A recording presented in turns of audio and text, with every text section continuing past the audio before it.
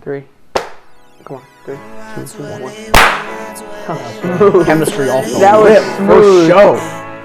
We do need to do that. And that's recorded too. Yeah, that was 10 recorded. toes down, I'ma ride with the gang.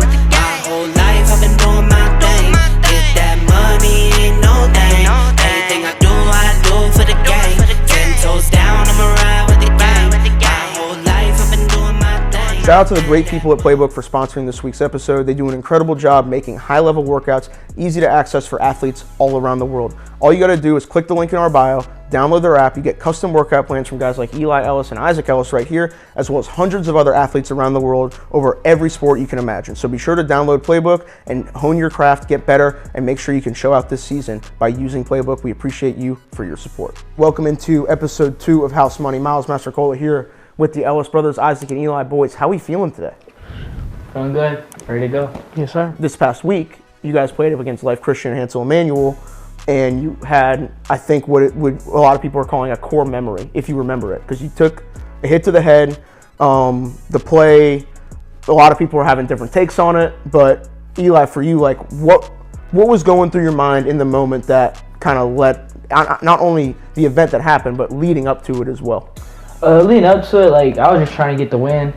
And then there was a lot of dirty play that was going on during the game, just a little bit here and there. So Max has the play. Max, restart it to a little bit where Eli's bringing it up. I'm sure you've watched it a bunch of times, but as that happens, basically, guy tries to blitz a ball screen, supposedly, and comes in with his arms kind of by his side, leading into you with his shoulder. When you saw him come at you, or did you even see him? You just kind of get blindsided by I it. didn't even see it happen. He kind of came from behind the guy. Yeah, I like, because he was hiding behind the screen. I didn't see it coming. And then when I got hit, I didn't know what happened after that. So injury-wise, you got a mild concussion, I guess is the correct term. Yeah. You had to have how many staples on your head? 4 staples in my head. And then a shoulder. Yeah, my shoulder's jacked up. Are you only thinking about the blood on your head, or are you like, my head hurts, my shoulder hurts, or is it all kind of just adrenaline pumping at that point? Yeah, it was all around. The only thing, like, the one thing that hit me the most is realizing that that was my last high school game, because, like, I knew my shoulder was done, so that was the only thing I was upset about. Just like he probably didn't obviously want to get him as hurt as he did, but I mean he had bad intentions. Yeah, and he was 6'8", he's 5'11", so it's like there's nothing that good. There's nothing that he's 6 foot, asterisk 6 foot. Yeah, nothing that could have came out of that was good. And so just a kind of a crazy moment, and it sucks because that was a great basketball game. Yeah, it was. Like, you were balling, Angel Montaz was balling. I remember you looked over to your dad like, I don't know how to guard him. Like, I don't know what I'm supposed to do. He's tough. But luckily everybody moved on from it. But definitely wanted to touch on that with it being so recent. But looking back on the season, it's been a journey. It's been wild. Starting off, I really consider the game that y'all had against Vertical preseason, but that kind of was the switch that ignited the fire. And then you head into Carmel Christian, and I feel like the 3 highlights, and you guys can correct me if I'm wrong, of the season were going to the Outer Banks, the John Wall, and then both of your experiences down at OTE for when you guys played OTE, and then the takeover. Isaac, I'll start with you. Looking back at the season, what are some of the few things that you take away from each of those experiences? We could start with the Outer Banks. The Outer Banks, that whole tournament was just it was one of the greatest atmospheres I've ever played in. Just the people there, they're really supportive, and us losing to Word of God, that game really changed our whole season, because it really showed that we had a lot of work to do. So if we don't lose that game, I think we lose more games in the future, just because that game helped us so much. Eli, I want to ask you about one of the things with the Outer Banks. Obviously, Moravian, it's a small school. It's not like you guys have your post-grad team do a great job in the student section, but to be at a big 3A public school and the entire student section became Moravian, you guys won a whole town over. And, I don't know if you've ever experienced that before, where you're going 5 hours away from home, 6 hours away from home, and you just gained thousands of new fans. What was that like to have that whole crowd rally behind you like the way they did? Yeah, it was just to realize how much support we have. Like, now everywhere we go, we don't have the reputation of having a lot of haters. You have some here and there, but now everybody's just becoming fans mostly, and just being able to have that support, starting at OBX, having all those people cheer your name, and then we literally turned the whole student section into Moravian Prep student section.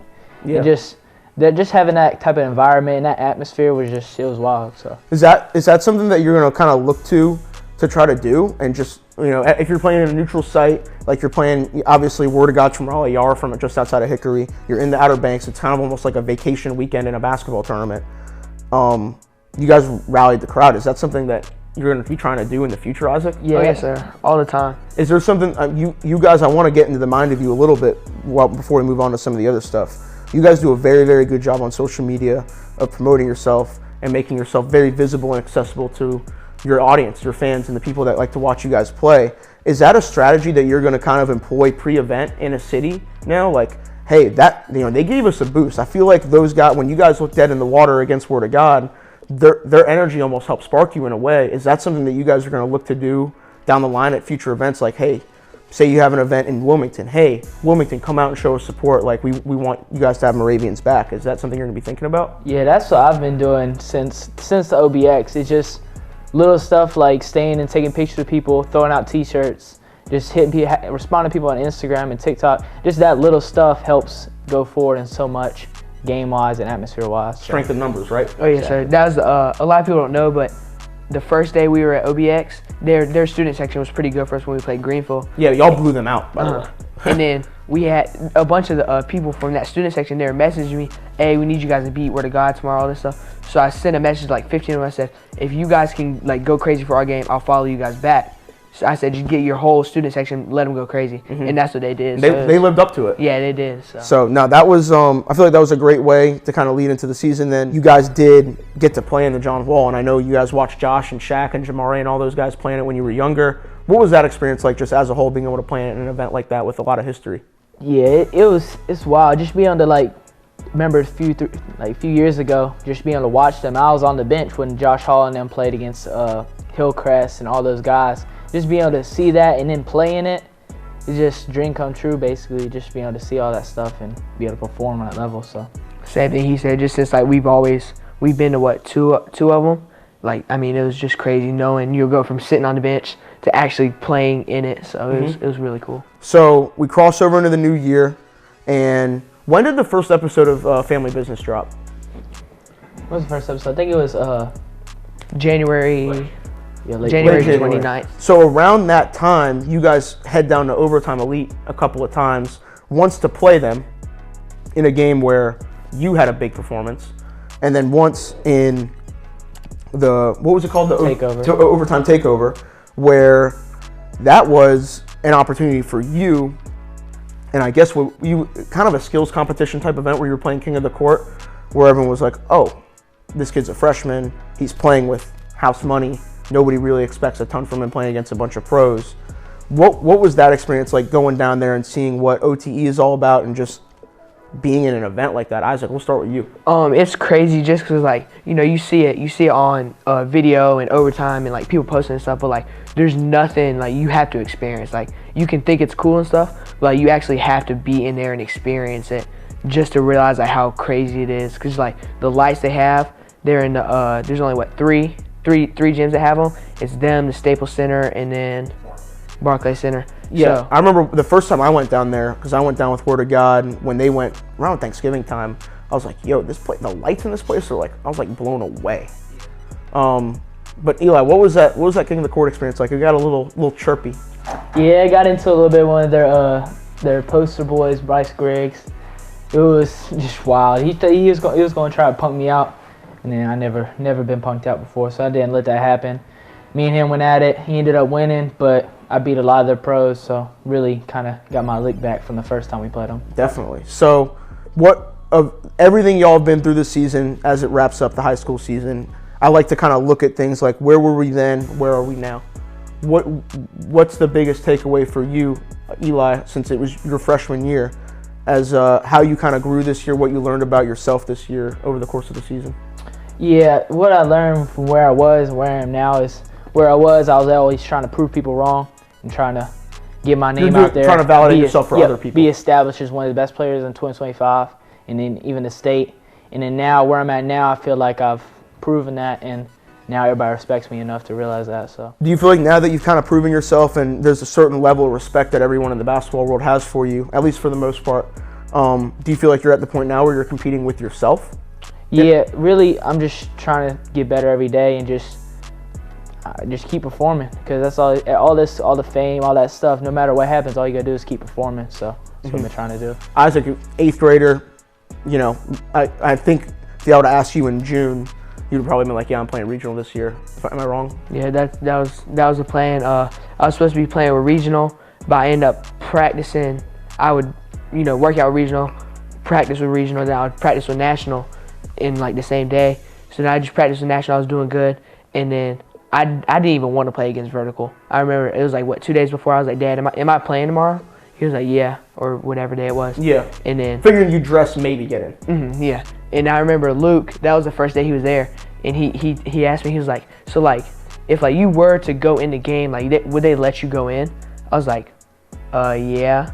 So like even I didn't even have the confidence in myself. And then whenever I played good, that's when I realized like I'm actually good enough to play on this level. Like I've earned minutes. Like I can be here. So for you, you're playing at national level. You guys are playing. Of the top 25 teams in the country, you guys probably played at least half a dozen of them, maybe more. You've played a lot of really good teams, a lot of good teams in North Carolina that may not get the light, but still have really talented players on them. What did you learn about yourself? How do you think you did, and kind of looking back as reflecting on the year you just had? Oh yeah, I've had, we've all had our ups and downs and stuff, but like this whole year, I really proved to myself like I'm good enough to play on this level, and I'm going to be here for the next 4 or 5 years. So. Max, it's video time. So let's start with the videos of them to react to, because, we're looking back at the season, kind of reflecting. It's, a little sappy moment. Max, what you got? So I just want to know, I'm going to go with Eli first. What was going on in your mind with this clip? Your mama can't say So now. right here, right there, what were you thinking? Oh, I had supposedly one of the best defenders. I knew I had to go to work. Don't do it to him. I remember seeing your mom after the game. She was like, oh my God. It was bad. So it goes from hand in the face, probably cut his head again. I snatch. Offensive foul. spin? I'm just kidding. I wasn't expecting that. That's probably one of your- I was not expecting that. That's probably one of your... And I think you said a cuss word. Hey, he wasn't mic'd up. No, what I was saying was when you saw Mike isolate on you, and look, no issues with Mike. We love Mike. Good player, going to play at the next level. He had in a previous month been clowned. I think it's safe to say by Mikey. But yeah, so that was a moment. Well, that was probably one of your 5 to 6 signature moments this year. What was your reaction to that clip? Yeah, it was just, that game was heated. And then with the atmosphere of the OBX crowd, just all around, it was just crazy, so. Gotcha. Okay, Max, what do we have next? What clip do you think I'm about to play of you? I think I already know. What? Winston Christian? What was going on in your mind when you did this? I didn't score the whole first half, and then when I hit that shot, the funny thing was, a lot of people don't know, I wish I was mic'd up. So Creased, he was like, what did he say? It was the possession before he was guarding me. If you watch the film, it was the direct possession before, and he goes, I was like, watch this, I'm about to hit a 3. He's like, nah, I'm sitting on that. You ain't getting no shots up. So then the next play, he fouled me on the N1. We were just going back and forth. So that was a great moment. Now that was fun. What was going on in your mind when Kamian Shell hit you in the face? You know Kamian well. He used to go to Moravian. Oh yeah. So the reason I got up and started running is because Ham. I was like, Ham. Before the game, I said, Ham, I'm gonna get a tech on him. I don't care. I'm gonna pinch him. I'm gonna do whatever. I'm gonna get a tech on him. Tongue out. No, Yeah. you don't care. And You celebrated drawing a technical foul like you hit a game winner in the NBA Finals. It was funny. And Yeah. the picture that came out of that was great picture. You remember that where I was like this? Absolutely. That was a great I'll picture. never forget that picture. Yeah. Between that one and the one that I have of you at Kinston, those are 2 of the greatest pictures that I've ever taken of you. Kinston. When you were just looking like... Oh, yeah. You remember? Yeah, I remember that. Was that Kinston? Yeah, it was. Yeah, it was. Oh, okay. That wasn't Eli Ellis. That was Myra Wall. Shout out Hugo. Hoop State starting 5. I call first. You call first? Yes. Okay. So your job is to build a starting 5 around yourself that you feel like can beat just about any other 5. Has to include North Carolina guys. So guys playing in North Carolina right now or we know are from North Carolina. And it cannot include any kid that you will be playing with at Moravian. You're starting. You're the point guard, shooting guard, however you want to fit your team. Who you got? Point guard, me. Freddie DeLeon's. That's 2. Freddie at the 2. Okay. Who you got? Is that going to be your pick? Yeah, it was. Okay. So I'm gonna have me at the 2. 4. That's a good pick. Josh Bullock at the 1. Josh Bullock. So Josh Bullock is going to run your team. 2 lefties in the backcourt. Second pick, Eli. Who you got? I got Pat Wessler at the 5. Pat Wessler at the 5. Wow. Okay. He's going to probably free you and Freddie up with some screens and stuff like that. Clean everything up. Isaac, who you got? I got 10. no, hold on. What's the dude for Combine? I forgot his name. Not J Nat's other guard. MJ Collins.